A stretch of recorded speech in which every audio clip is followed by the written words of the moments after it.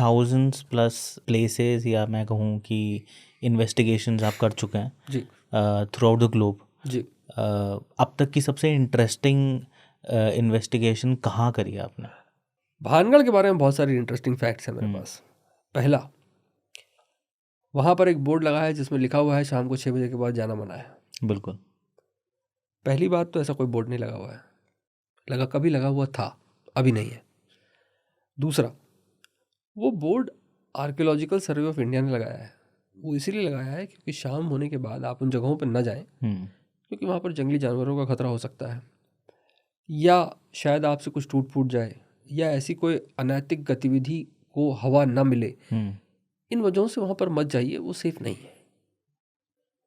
इसमें ये भूत वाला एंगल कहाँ से आ गया कि भाई साहब सरकार ने बोल दिया है कि शाम को 6 बजे के बाद जो है अंदर भूत है, तो ये एक बड़ा इंटरेस्टिंग फैक्ट है। दूसरा, ये भानगढ़ दुनिया की सबसे खतरनाक हॉन्टेड जगह है, या भारत की सबसे खतरनाक हॉन्टेड जगह है, ऐसा बिल्कुल भी नहीं है। कुछ नहीं है वहाँ पे, कुछ भी नहीं है। तीसरा ये कि वहाँ के जो लोग हैं वो जानबूझकर ग्लोरीफाई कर रहे हैं इस कहानी को, और ये इल्ज़ाम नहीं है, ये वहाँ के आसपास के गांव वालों और वहाँ के लोकल लोगों और वहाँ के जो लोकल जो भी अपने अथॉरिटीज़ हैं उन सबको सीधा सीधा चैलेंज है कि है तो आप साबित कर लीजिए, ये खेल रचना बंद कीजिए। बहुत सारे लोग हैं जो वहाँ पैसा खर्च करके जाते हैं भूत देखने के लिए, ये सोच के कि गेट के अंदर घुसेंगे, अंदर भूत बैठा हुआ होगा, रानी रत्नावती छत से टहलती हुई आएंगी और उनके साथ फ़ोटो खिंचाएंगी।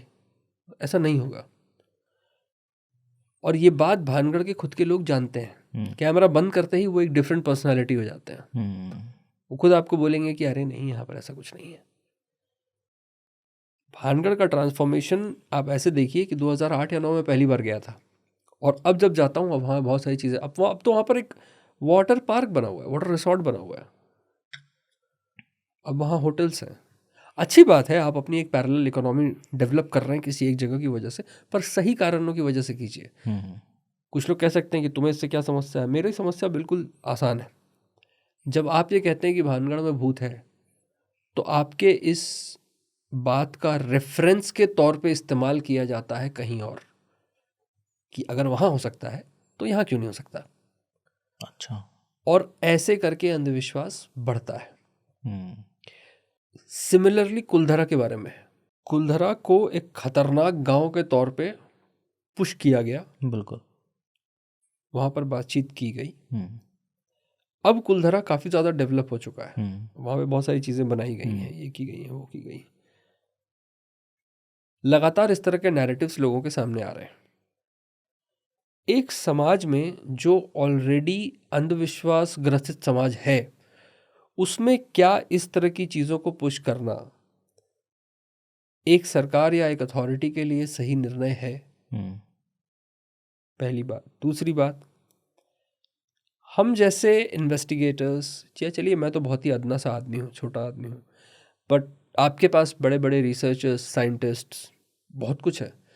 अगर इन जगहों पर वाकई कुछ हो रहा है तो आप 2-4 इन्वेस्टिगेशंस बिठवाइए और साबित कर दीजिए कि भाई यहाँ पर कुछ होता है। ये बीच में पशोपेश की स्थिति आप मत बनाइए। तो ऐसे करके अगर आप देखेंगे लोकेशंस को, तो एक इंटरेस्टिंग फैक्ट ज़रूर ये है कि बहुत सारी ऐसी लोकेशंस हैं जो झूठ का सहारा लेकर के आगे बढ़ रही हैं।